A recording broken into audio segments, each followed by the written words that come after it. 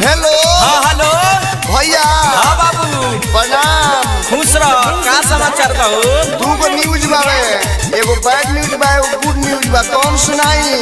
पहले good news सुनावा बाबू। तो गुड न्यूज ही बावे कि तेरा लड़का भइल बा। ये तो बड़ा खुशी के बात बा। आ बैड न्यूज का बारे बाबू? तो लाइने पर रह सुन हई।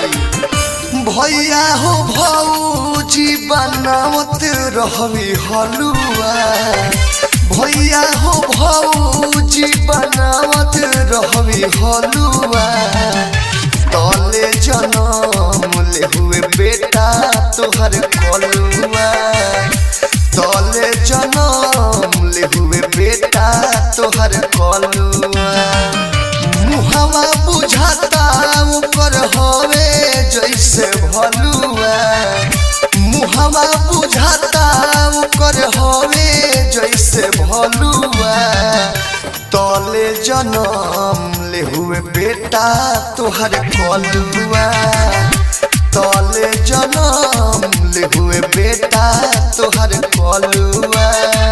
रे तो हलवा बनाते में हो गए आए आ बार बार बोलुआ काहे कहता रे? बोल तो। ए मर्दे बड़ी करिया भइल रहो। आई बाप तो हमरो पर छाई नहीं के पड़ल का ओकरा? आ माई बाबूजी खुश बड़ा लो कि ना कि कुछ कहता रलो? तो ल सुन ल का कहत लो माई बाबूजी। सारा लोगा वाकई हो सतहु रवले बा, जब से कर जन्म भइल बा सभे मुंह फुलवले बा। इतना खराब हो गइल हमर लइका। हाँ हाँ सारा लोगा वाकई हो सतहु रवले बा, जब से कर भइल बा जन्म सभे मुंह फुलवले बा।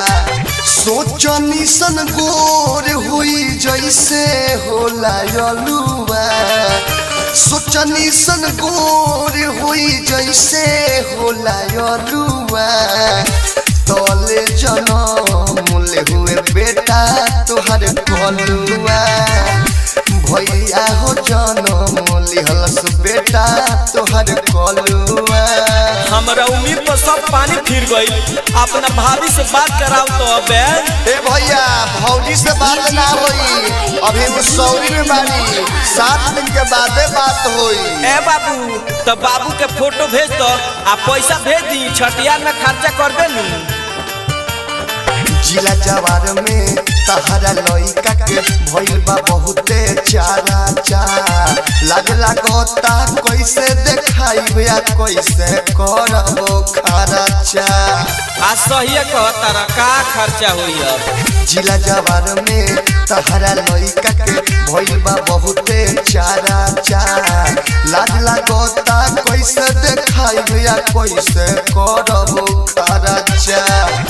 दूरग से विदेशी लाल यादव सोचले लो होई चलुआ, दूरग से विदेशी लाल यादव सोचले लो होई चलुआ, लेकिन जनम लेहलस बेटा तोहर कलुआ, लेकिन जनम लेहलस बेटा तोहर कलुआ।